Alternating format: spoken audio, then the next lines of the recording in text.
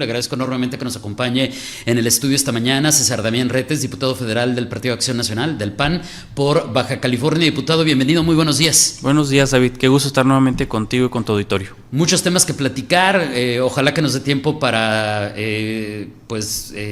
tomar tu posicionamiento respecto a la mayor parte de ellos, pero vamos por partes. Te comentaba justo antes de entrar al aire que habíamos estado platicando con algunos expertos politólogos respecto a lo que se sabe hasta el momento de cómo podría venir la reforma electoral. Sí. Y si bien tenemos que asumir que falta la letra chiquita y la propuesta final, por supuesto, hay cosas, diputado, que veo que ya están cantadas. Sí. Algunas cosas que ya están sobre la mesa, pero yo antes de decirte esos temas que implican la reforma electoral, que tú me digas desde tu punto de vista, como también oposición, ¿qué es lo que ven? ¿Qué es lo que ven desde tu partido que viene con esta reforma electoral y cuáles son esos temas que nos deberían de preocupar y ocupar? Gracias, David. Mira, el tema de la democracia nos ha ocupado además aquí en Baja California desde el siglo pasado. Recordarás que aquí presumimos mucho la credencial para votar, que fue un invento baja californiano. Sí. Aquí tuvimos el primer gobierno estatal de oposición. Aquí ocurrió la alternancia, pues. Entonces estamos muy involucrados en Baja California en la construcción de democracia. No venimos de un gobierno generoso y democrático, venimos de hecho de un régimen muy autoritario en donde costó décadas pues abrirle paso a la participación de la ciudadanía. Y me refiero a la reforma, por ejemplo, de 1977 que empezó a dar pluralidad en el Congreso. Y así tuvimos una serie de reformas. Importante decir que las reformas las hacía la oposición. Las impulsaba la oposición para fortalecer el sistema democrático. No lo hacía el gobierno para enraizarse más en el poder. Que vemos ahora una comisión presidencial que huele a pasado, que huele a autoritarismo y que huele a que es el propio Morena queriéndose amarrar al mástil a ese poder que evidentemente los tiene ensopebecidos, viajando por Tokio, viajando por España, donde no quieren dejar ese poder y quieren incluso que ante una derrota electoral nadie los pueda sacar del poder. Oye, pero fueron de vacaciones, pero nadie fue de vacaciones a Estados Unidos, bien raro, fíjate. Pero bueno, de eso después platicamos. Hay que cuidar la visa. Déjame te interrumpo y abro un paréntesis así súper rápido, porque también platiqué hace poquito con Ernesto Rufo Apple, porque ves que lo estaban involucrando de una manera muy sucia en un tema complicado. Y me dio aquí su posicionamiento y de repente salen a la plática estos temas, ¿no? Y decía, bueno, que la oposición, esos tiempos, él en Ensenada primero, luego gobernador, etcétera. Y decía, sí, David, dice, pero alguna vez me dijo Rufo, me decía, muchos años después llegan algunos partidos a decir, nos abrimos a la ciudadanía, y me dice, David, yo era ciudadano. Claro. Yo no era un militante de ese partido, yo fui invitado por en ese momento esa oposición a sumarme como candidato. Pero bueno, cierro ese paréntesis y te dejo que continúes. Y yo mismo, David, que vengo de las marchas de la Marea Rosa, pues yo no vengo de la militancia panista. Ahora estoy participando en el PAN porque es obligación de todos participar en política. No bastaba pues con que yo estuviera marchando. Pero mira, regresando a esto, porque además pues mi causa es la democracia, pues por eso estuve organizando las marchas de la Marea Rosa en la Ciudad de México, aquí mismo en Tijuana, en Mexicali. Evidentemente tenemos que salir a defender la democracia, porque esta reforma no viene para fortalecer nuestros derechos, ni para fortalecer nuestra participación. Viene para que Morena tenga más control del Congreso, del Ejecutivo, porque ya tienen el control del judicial. Y eso no lo debemos permitir. Lo que va a estar en juego es la democracia en sí misma. Están hablando de quitar los pluris. Mira, podemos debatir mucho sobre si han sido buenos o malos en el pasado, las personas que han ocupado las pluris. Pero la idea de las pluris es que hay una pluralidad en el Congreso, que incluso la gente que votó por un candidato o candidata que no alcanzó el triunfo, se vea representado en el Congreso. Que no tengamos un Congreso que represente solamente a una parte de la población. Si no existiera esa pluralidad en el Congreso, Morena evidentemente podría tener casi un control absoluto, que de hecho hoy lo tienen indebidamente con la sobrerepresentación. Con los aliados.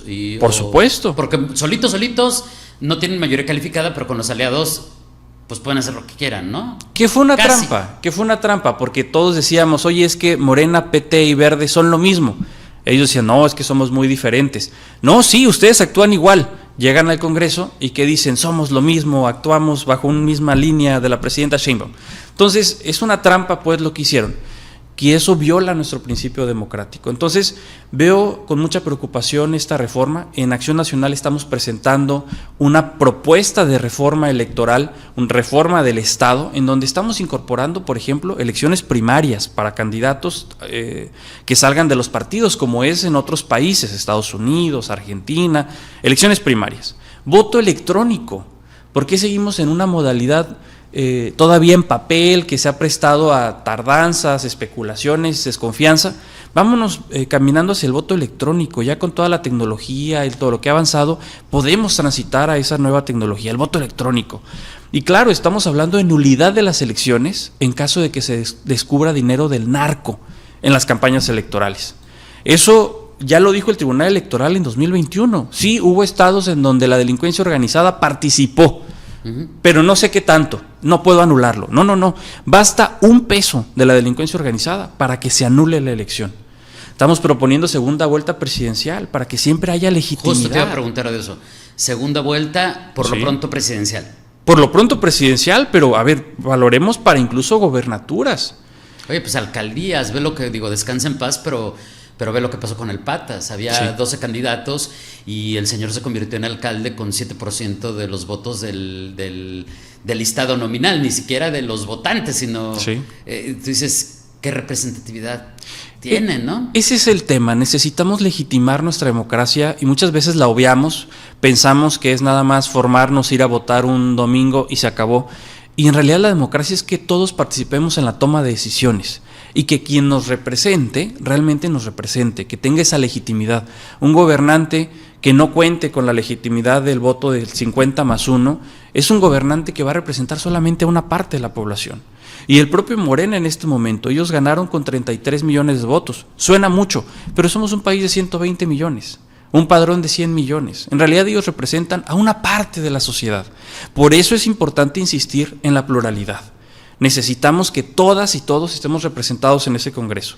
Que el gobierno ejecutivo gobierne para todas y para todos, no solamente para sus votantes. De eso va la democracia, del gobierno para todos. Oye, y la propuesta que ustedes tienen, pues, ¿qué expectativa podemos tener de ella en tanto a que pues lo primero que muchos vamos a pensar, pues Morena se va a cerrar, Morena se va a decir nosotros traemos la nuestra, muchas gracias por tus ideas, pero puedes seguir tu camino, ¿no? Mira, nuestra tarea como oposición sin duda es señalar, es criticar, pero también es proponer y es procurar esos acuerdos. Morena se ha cerrado al diálogo, se ha cerrado a los acuerdos, pero en esa batalla desde la oposición yo te puedo decir, para muestra un botón, en mi caso ya me aprobaron una iniciativa en donde todos estuvieron de acuerdo que había que prohibir los aceleradores de disparos. Ya me aprobaron también que las enfermedades como la riqueza, el Lyme, estas enfermedades que transmiten las garrapatas, entren en la legislación en materia de salud y en el cuadro del servicio de salud pública, porque no estaba. Digamos, tenemos que ser como oposición muy hábiles para colocar los temas y los puntos, porque lo que está enfrente es México. Son las familias, es la democracia, no es un partido político. Entonces estamos llamados a trabajar por el bien de todas y de todos, y nosotros daremos la batalla aun cuando Morena quiera cerrarse, porque el riesgo de que Morena se cierre es caer en el autoritarismo. Vamos directito, pero estamos todavía a la posibilidad de ir revirtiendo la caída del autoritarismo. Oye, hay otros temas de que te quiero preguntar, pero bueno, también del público van a decir, oye, pues sigan hablando de la reforma electoral, está muy interesante, pero a veces, pues ya sabes, tenemos que obviar el tiempo. Claro. Creo que lo de la reforma electoral lo podremos seguir platicando, desglosando conforme avance, pero antes de preguntarte de los temas específicos que te quiero pedir un posicionamiento, me imagino que este es uno de los temas principales que traen en este momento, pero ¿qué otros puntos traen en su agenda legislativa? Bueno, traemos varios. De hecho, nos vamos a reunir en la siguiente semana en reunión plenaria los diputados de Acción Nacional. Traemos un tema de incremento al salario mínimo. Traemos el derecho de petición, que es un derecho que te permite a cualquier persona solicitar un dar, hacer o un no hacer algo a cualquier autoridad. Hemos insistido ya en el Congreso y afortunadamente Morena dijo, oye, está muy interesante este derecho, vamos a hacerlo realidad. Ya hay una propuesta y algo importante, ese derecho existe desde 1917. nada más que nunca ha habido ley al respecto. Ah, ok. Entonces estamos proponiendo ya una ley como tal para que puedas ejercer este derecho, en buena medida porque prácticamente desapareció el acceso a la información, desapareció la transparencia. Con ese derecho puedes, reitero, solicitar un dar, hacer o un no hacer algo. Y le puedes pedir a la autoridad, oye, ¿en qué te gastaste mi dinero? O sea, la ley, que se reglamente la ley. Por supuesto. O sea, acabar con el caminito para que sea eficiente y no sea, pues, ¿cómo se dice? Letra muerta, ¿no? Un derecho. Sin duda. Y le podrías con ese derecho pedir al alcalde, oye, alcalde, ¿cuándo vas a venir a bachear mi calle? Y el alcalde estaría obligado a contestarte. Te podría decir, oye, David, no tengo dinero para ir. Oye, David, voy a ir a final de año. ¿O qué crees, David? Nunca voy a ir. Y ya te tocará a ti. Por lo menos en este trienio no voy a ir. Y te tocará a ti evaluar y decir, oye, pues no me gusta tu gestión, o sabes que sí me gusta, pero vaya, es parte de fortalecer nuestra participación como ciudadanos y nuestra democracia. La rendición de cuentas, esa es una patita importante. Fíjate, y creo que finalmente yo creo que eso que estás platicando serviría para bien de cualquier político que esté en la administración pública, porque creo, no sé, a lo mejor del público van a decir que no están de acuerdo, pero creo que cuando un político es honesto y en lugar de llegar a decirte, sí, voy a pavimentar todas las calles, yo en 3 años voy a pavimentar 87,000 millones de metros cuadrados, llega y te dice, vamos a priorizar esto, es para lo que nos alcanza en 3 años. Y sí. Yo creo que lo agradeceríamos más, pero bueno, punto y aparte, antes de que nos gane el tiempo. ¿Cómo ven desde el Partido Acción Nacional y tú en particular como diputado federal por Baja California el tema de la seguridad? Y te pediría ese posicionamiento, diputado, en 2 aristas. Uno, el país, o sea, la fotografía amplia de lo que está pasando en nuestro México, y por supuesto lo que está pasando en Baja California, con especial énfasis por supuesto en Tijuana, ¿no? Claro. Quisiera empezar por Tijuana, pero voy a atender a la petición. Como tú gustes, también. Vámonos a nivel nacional. La seguridad, mucho se ha hablado de que se ha mejorado y se han detenido a grandes capos, pero ¿qué gran capo te suena, David? Ninguna gran detención, ningún gran decomiso. Se muestran números y cifras en la mañanera, pero que no van acordes con la realidad. Los compañeros de Guerrero, los compañeros de Veracruz, de Tamaulipas, tienen miedo. Vive la gente con miedo, no sale a hacer sus actividades en todo el país. Si hablamos de fosas clandestinas, prácticamente todo el país, no se salva un solo estado, tiene fosas clandestinas, hay personas desaparecidas. ¿Cómo puede la autoridad festejar un tema de seguridad cuando a las familias les faltan integrantes al momento de cenar en sus casas? Perdón, no hay nada que celebrar. Y viene Estados Unidos a presionar al gobierno mexicano a que no extraditen, a que le manden ilegalmente a las personas que están detenidas, porque Estados Unidos sí está investigando lo que el gobierno mexicano no. Sí está investigando las estructuras de la delincuencia organizada ligadas al gobierno mexicano, a los narcopolíticos. Estados Unidos los está investigando, porque en México se les protege, se les dan cargos en el extranjero, cargos diplomáticos, pero no se les investiga. Entonces tenemos un gran problema a nivel nacional y lo vemos aquí en Baja California y lo vemos aquí en Tijuana. A nivel estatal, las fosas que encontramos en Tecate, la inseguridad de cruzar la Rumorosa porque no sabemos si nos van a asaltar o si vamos a poder llegar vivos al otro lado, ya sea a Mexicali o a Tijuana, dependiendo de dónde salgamos. Aquí en Tijuana, bueno, el temor en toda la ciudad. ¿Cuántas mantas vemos todos los días? ¿Cuántas balaceras? ¿Cuántos muertos? Basta con abrir cualquier portal de noticias para estar viendo cuántos muertos ha habido. Y acaban de matar un restaurantero de mariscos. ¿Ayer? En Ensenada, ¿no? Ayer, justamente.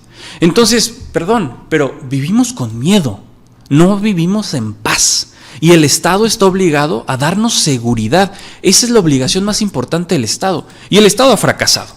Y claro, ellos celebran y festejan con cifras, pero las cifras las puedes acomodar para que digan lo que tú quieres, porque claramente dicen ellos ha bajado el homicidio doloso, pero no te dicen que el robo a casa habitación ha crecido, no te dicen que la extorsión está por los cielos, ni tampoco te dicen que los desaparecidos se han incrementado.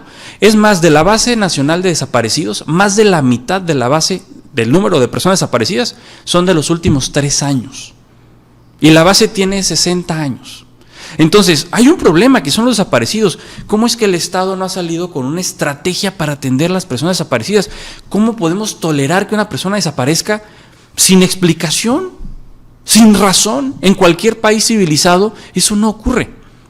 Pero aquí, desafortunadamente, el gobierno está a las órdenes de la delincuencia organizada. Tenemos narcoestados, tenemos narcogobiernos. Si no, pues veamos lo que pasa con el tema de las visas. A la gobernadora de Baja California le retiró a Estados Unidos la visa y le dijo, no confío en ti. Vimos la inauguración del puente Siempre Viva para la Garito Tai 2 y no estuvo presente la gobernadora. Vemos cómo le quitan la visa a la alcaldesa de Mexicali. Estados Unidos está diciendo, oye, no confío en ti. ¿Cómo podemos tener esos gobiernos? ¿A la orden de quién están? Porque no están a las órdenes de las familias mexicanas. Y el otro tema al que te quiero preguntar es de salud, porque además sé que es un tema que has seguido muy de cerca, que has traído de la mano, y recientemente aquí te comento dos cosas locales, ¿no? Estatales.